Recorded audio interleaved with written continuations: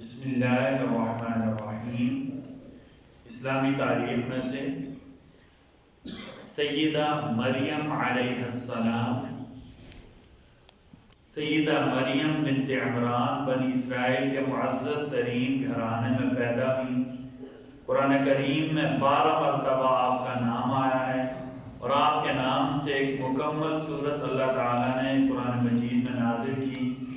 آپ کے والد عمران بیت المقدس کے امام تھے۔ مریم علیہ السلام بچپن ہی سے بڑی نیک سیرت تھی۔ اللہ تعالیٰ نے اس وقت کی ساری عورتوں پر انہیں فضیلت عطا فرمائی۔ پیدائش کے بعد آپ کی والدہ نے منت مانی اور اپنی منت کے مطابق ان کے خالو حضرت زکریا علیہ السلام کی کفالت میں بیت المقدس کی عبادت کے لیے وقف کر دیا اور ایک اونچی جگہ پر ایک کمرہ ان کی عبادت کے لیے خاص کر دیا۔ آپ ہر وقت اللہ کا ذکر کرتی رہتی تھی۔ اللہ تعالیٰ نے غیبی طور پر بغیر موسم کے عمدہ پھلوں کے ذریعے آپ کی نشو و نما پرورش فرمائی۔ جب مریم علیہ السلام بڑی ہو گئی تو اللہ تعالیٰ نے فرشتے کے ذریعے خوشخبری سنائی کہ اللہ تمہیں ایک بیٹا دیں گے جس کا نام عیسیٰ ہوگا، دنیا اور آخرت میں بلند مرتبے والا ہوگا، بچپن ہی میں لوگوں سے بات کر کے آپ کے پاک ہونے کی گواہی دے گا۔ ایک بات کے بارے میں، بغیر وضو کے نماز نہیں ہوتی۔ نبی کریم صلی اللہ علیہ وسلم نے فرمایا اسلام میں اس شخص کا کوئی حصہ نہیں جو نماز نہیں پڑھتا، اور بغیر وضو کے نماز نہیں ہوتی۔ ایک سنت کے بارے میں، کسی کے گھر پر آئیں تو سلام کہنا۔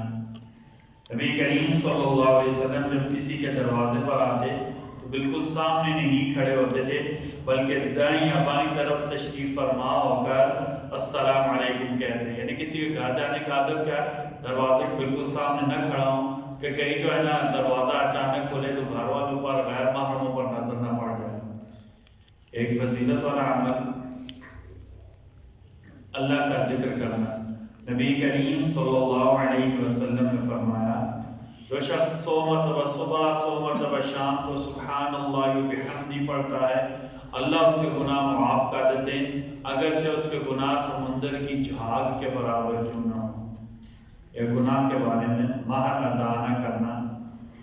آپ صلی اللہ علیہ وسلم فرمایا جس نے کسی عورت سے مہر کے بدلے نکاح کیا پھر بدنیتی کی کہ میں مہر ادا نہیں کروں گا تو وہ زانی کے حکم میں ہے، اور جس نے کسی سے قرض دیا پھر قرض ادا کرنے کی نیت نہ ہو تو وہ چور کے حکم میں ہے۔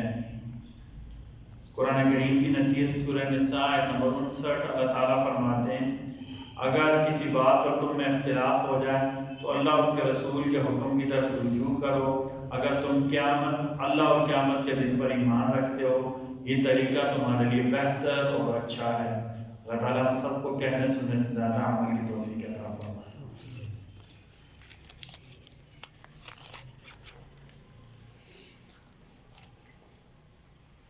بسم اللہ الرحمن الرحیم۔ بسم اللہ والصلاة والسلام علی رسول اللہ۔